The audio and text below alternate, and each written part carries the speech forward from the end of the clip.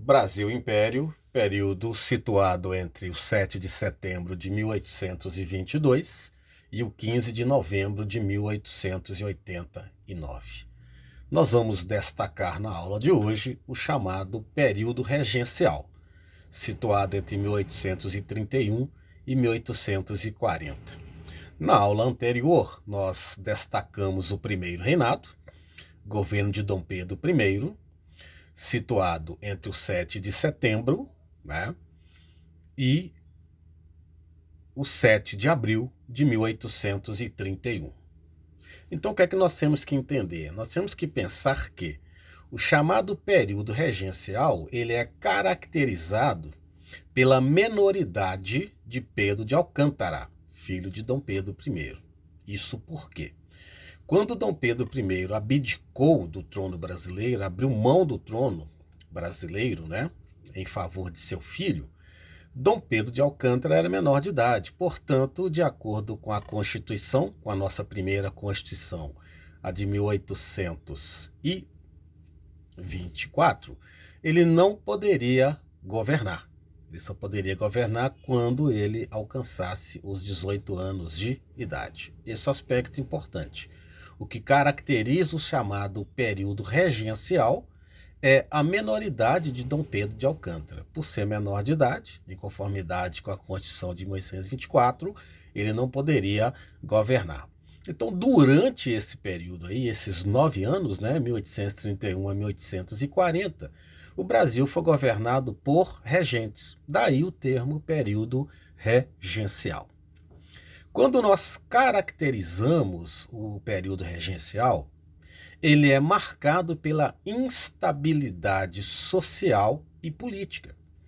Esta instabilidade social e política vão acabar gerando as convulsões sociais, as revoltas sociais que nós vamos destacar mais adiante ao longo do período regencial. Nós vamos dividir o período regencial em 4 fases ou períodos. Num primeiro momento, nós vamos destacar a regenciatrina provisória. O Brasil seria governado num primeiro momento por 3 regentes de forma provisória. Durou de abril a julho de 1831. A segunda fase, nós vamos chamá-la de regenciatrina permanente. Ainda com 3 regentes, entre 1831 e 1834. A terceira fase será a da regência una do padre Feijó. Regência una, nós tivemos um único regente, o padre Feijó, entre 1835 e 1837. E a última fase, nós vamos chamá-la de regência una de Araújo Lima, situada entre 1837 e 1840. Importante que vocês percebam que as pessoas que compunham, né, a composição social das regências, ela passa essencialmente, né, o poder está aí essencialmente, os regentes essencialmente, serão membros do Partido Brasileiro, portanto, né, membros da elite escravocrata brasileira daquele momento. Perfeito, pessoal? Bom, quais foram, então, as tendências políticas, né? Quais os agrupamentos políticos do Brasil ao longo do período regencial? Então, nós vamos destacar a primeira tendência política, ou primeiro agrupamento, ou grupo político, era formado pelos chamados restauradores ou caramurus. O próprio nome, né? Restaurar, resgatar a monarquia, né? Então, os restauradores essencialmente eram portugueses, descendentes portugueses, e burocratas ligados ao antigo governo de Dom Pedro I. Né? Eles compunham ali o corpo administrativo. Eram contrários a qualquer reforma política, portanto eram conservadores, eram absolutistas, trabalhavam com a ideia, né, do centralismo político, do autoritarismo, né, nas mãos do imperador. E objetivavam a volta de Dom Pedro I. Bom, pessoal, esse partido praticamente extinguiu-se, acabou em 1836, após a morte de Dom Pedro I. O segundo agrupamento político nós vamos chamar de liberais moderados ou chimangos. Eles eram chamados de chimangos. Observem a composição social desse agrupamento político. Proprietários rurais, especialmente do Sudeste, monarquistas e escravistas. Eram fortes defensores do federalismo, com forte controle do Rio de Janeiro. Eram centralizadores. Um detalhe importante, olha, federalismo é um pensamento liberal, né? Nos dá uma ideia de república. Então, portanto, os liberais moderados eram contra a monarquia. Quando falamos em federalismo, é importante que vocês percebam isso como autonomia política para as províncias naquele momento. Os liberais moderados representaram a principal força política que controlava o governo na época.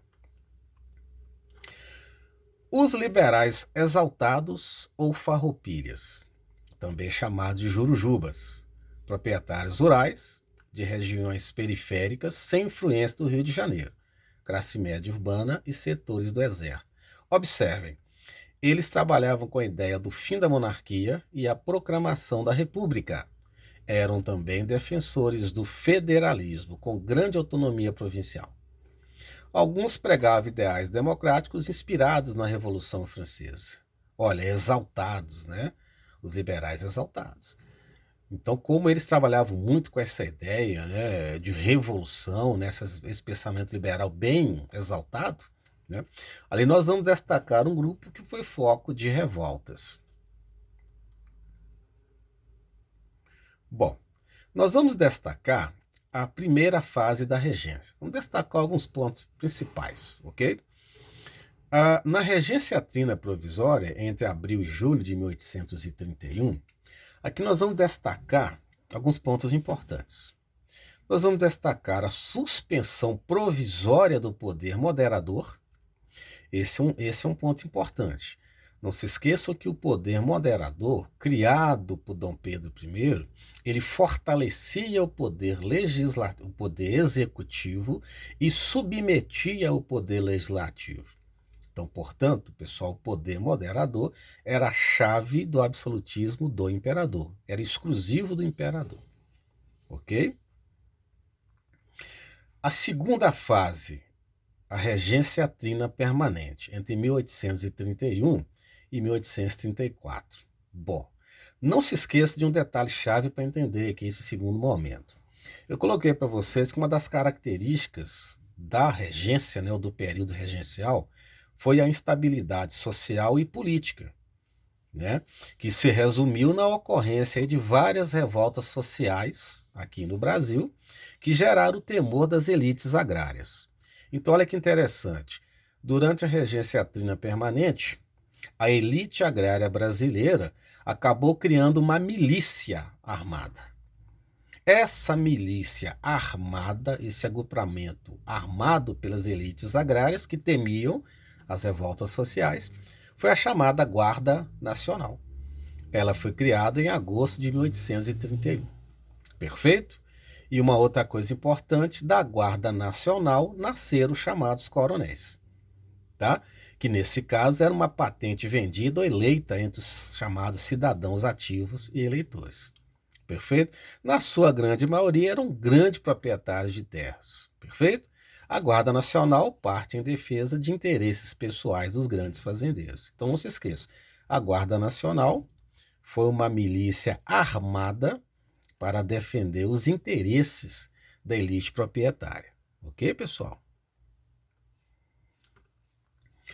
Nós vamos destacar também, na regência trina, a segunda fase, nós vamos destacar um momento liberal, ou seja, a criação do Ato Adicional de 1834. O que representou esse ato adicional? Na verdade, ele representou uma reforma na Constituição de 1824, tendo como objetivo uma conciliação entre os moderados e os exaltados. Um dado importante ou significativo do ato adicional foi a criação das Assembleias Legislativas Provinciais, com a criação dos deputados estaduais. Por que isso é importante? Quando nós falamos em Assembleias Legislativas Provinciais, isso acabou conferindo uma grande autonomia política para as províncias. como, por exemplo, elas podiam eleger seus representantes. Olha os deputados estaduais aí. Então, esse é um dado importantíssimo do ato adicional de 1834, a criação das Assembleias Legislativas Provinciais.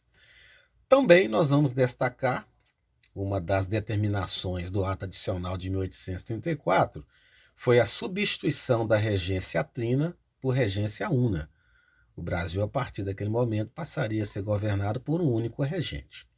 Destacamos também a suspensão do poder moderador e do Conselho de Estado, isso até o fim do período regencial. Regência una do Padre Feijó. A regência una foi uma criação, foi uma medida adotada, pelo ato adicional de 1834.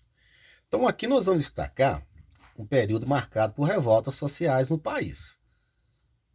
Alguém pode questionar, mas por que haviam revoltas sociais no Brasil naquele momento? Não se esqueçam que desde a independência, é importante que vocês percebam que a independência do Brasil ela foi política, ela foi caracterizada pela manutenção das velhas estruturas coloniais, o escravismo, a questão da exploração sobre a maioria da população brasileira, o poder continuava nas mãos das elites agrárias.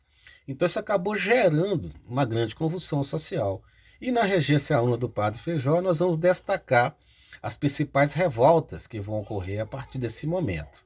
A cabanagem, a sabinada e a Revolução Farroupilha. Revoltas sociais que contestavam essa exclusão política, como também vão contestar essa falta de assistência do Estado Imperial às províncias. Perfeito, pessoal? Nós vamos destacar, ao longo da regência una do Padre Feijó, nós vamos destacar uma divisão política dentro do grupo dos liberais moderados. Nós vamos destacar o surgimento de duas frentes partidárias, duas frentes políticas.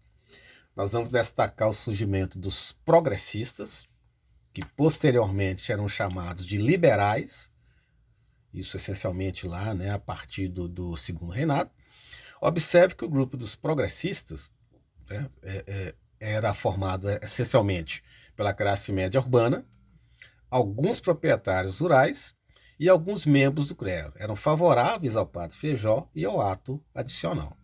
Não se esqueça, pessoal, que o ato adicional ele acabou conferindo uma grande autonomia política para as províncias.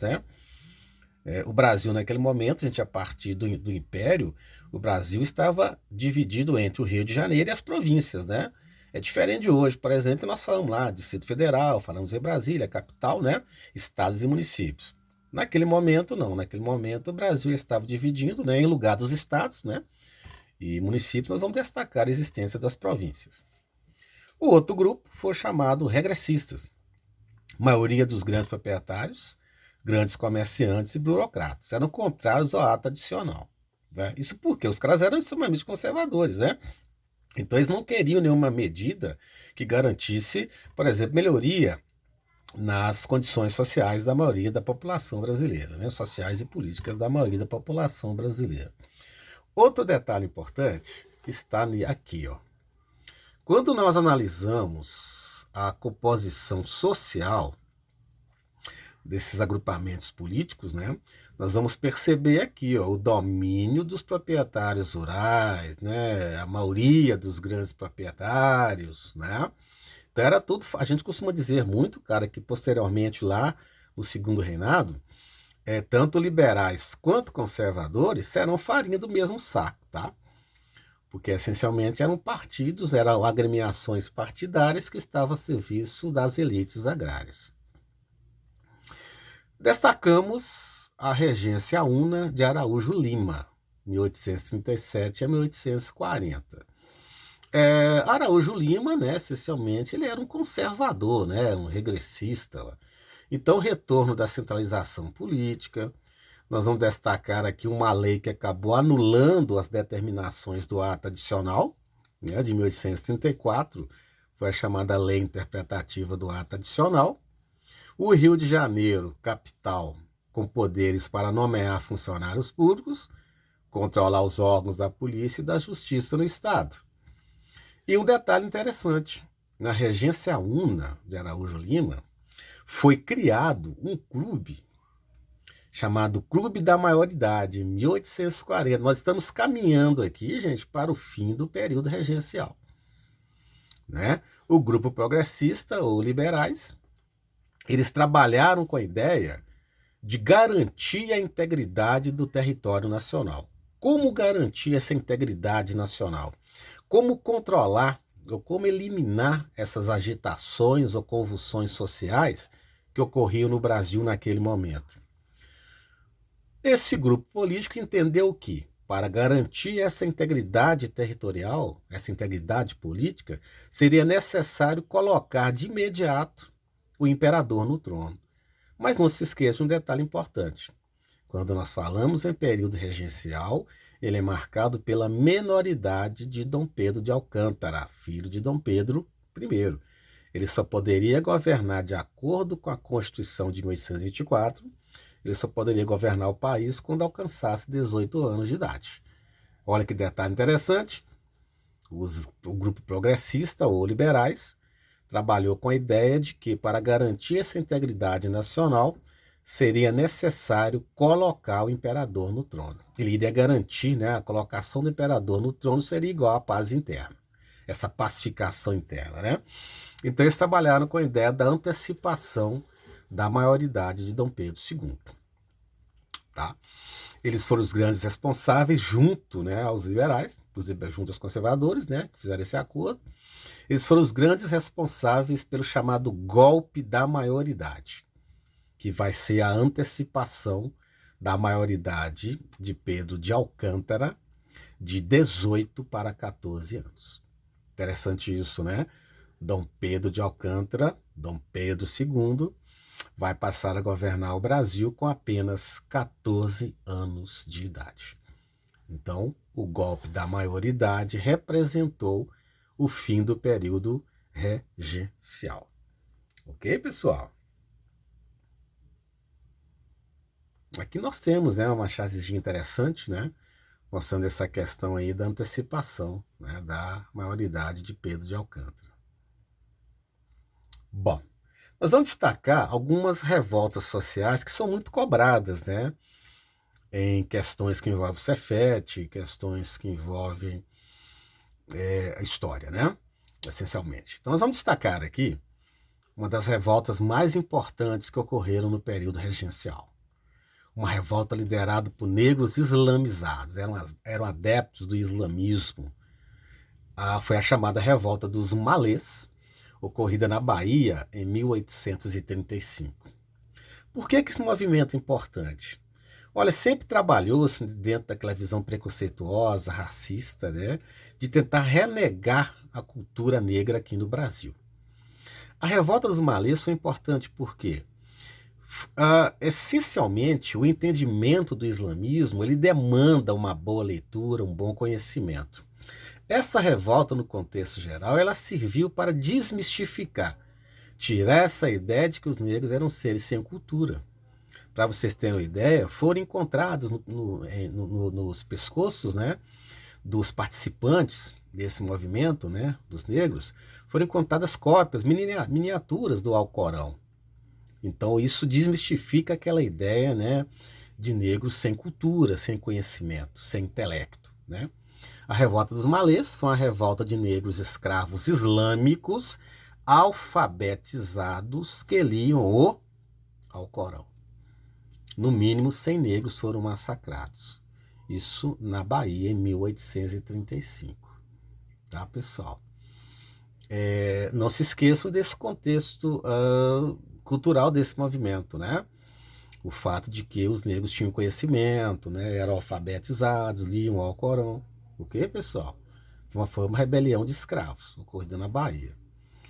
A cabanagem também foi outra revolução social que ocorreu ao longo do período regencial, né? Ela ocorreu no Pará, no Amazonas, em 1835 e 1840. Ampla participação popular, índios negros mestiços, escravos ou livres, porém todos sem posse. Olha que interessante, né? Sem posses. Então isso aqui contrariou os interesses das elites, né? As elites ficaram atemorizadas com esses movimentos sociais. luta contra desigualdades, sem um programa político definido, chegaram a tomar o poder, né, no Pará, mas foram traídos. Por ser a mais, isso é interessante, por ser a mais popular das revoltas, foi a mais severamente reprimida. Nós vamos perceber que o Estado Imperial, o pessoal agiu com muita violência para conter esse movimento. Ela teve um caráter, né, social muito amplo, muito relevante. Tá? Então foi a revolta, foi aquela mais severamente punida pelo Estado Imperial. Aqui algumas lideranças, né, da cabanagem. Domingos Onça, Mãe da Chuva, né, João do Mato. A maioria, né, desses líderes foram mortos pelo Estado Imperial. A Sabinada foi um movimento, também uma revolta social, ocorrida na Bahia entre 1837 e 1838. O líder foi Francisco Sabino Barroso, né? Essa revolta foi causada pelas dificuldades econômicas da província naquele momento, né? Recrutamento forçado para lutar contra os farrapos, que foi outra revolta social que ocorreu no Sul, tendo como objetivo a formação de uma república provisória até a maioridade de Dom Pedro II. Olha, o movimento liberal na ideia de república, tá, pessoal? Adesão da classe média. O movimento acabou com a prisão de seus líderes, que foram mortos e expulsos da Bahia. Balaiada, também outra revolta social, ocorrida no Maranhão entre 1838 e 1841. Líder, Manuel dos Anjos Ferreira, o Balaio, né? Causas, a extrema pobreza, né? A pobreza generalizada, a concorrência com o algodão dos Estados Unidos, os privilégios de latifundiários e comerciantes portugueses. Tá? Aqui nós vamos destacar uma desunião entre os participantes, né? Manipulados e traídos pelos liberais locais, chamados bentivis. É interessante pensar o seguinte, pessoal. Quando esses movimentos sociais, quando essas revoltas sociais tendiam para a radicalização, a elite se afastava desses movimentos, né? A balaiada acabou sendo reprimida por Luiz Alves de Lima e Silva, o futuro Duque de Caxias. Uma outra revolta social muito cobrada ao longo do período regencial. Nós vamos falar sobre a Revolução Farroupilha, ou Guerra dos Farrapos, ocorrida entre 1835 e 1845 no Rio Grande do Sul. Foi a rebelião mais elitista e longa de todas as revoltas. Por quê? Né? Nós vamos perceber as principais lideranças desse movimento. Eram estancieiros, né? Grandes fazendeiros gaúchos, né? Produtores de charque. As estâncias eram as grandes fazendas, as grandes propriedades, né? Então nós vamos destacar aqui Bento Gonçalves, foi seu maior líder, Davi Canabarro, e vindo da Itália para auxiliá-los na luta contra o Estado Imperial, nós vamos destacar Giuseppe Garibaldi.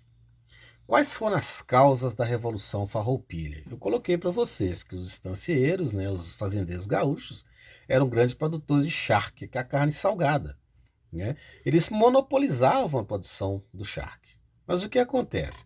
O Estado Imperial acabou elevando a carga de impostos sobre o charque gaúcho, concedendo baixos impostos de importação sobre o charque uruguaio e o charque argentino. Isso quer dizer o quê? Isso acabou gerando uma concorrência, né, do charque gaúcho com o charque uruguaio e o argentino.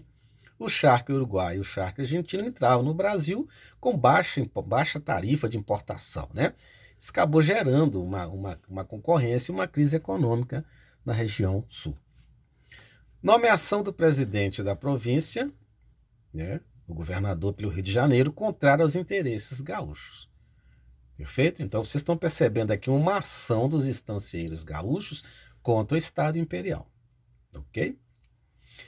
Ocorreu a proclamação da República do Piratini, ou República Rio-Grandense, né, no Rio Grande do Sul a partir de 1835, e da República Juliana, em Santa Catarina, de julho a novembro de 1839. Olha que interessante a ideia de república, em contraposição ao centralismo da monarquia.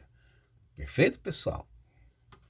Bom, a experiência de combate, né, com as guerras fronteiriças e recursos econômicos para manter a guerra, né? A elite provincial contou, né, com esse aporte aqui.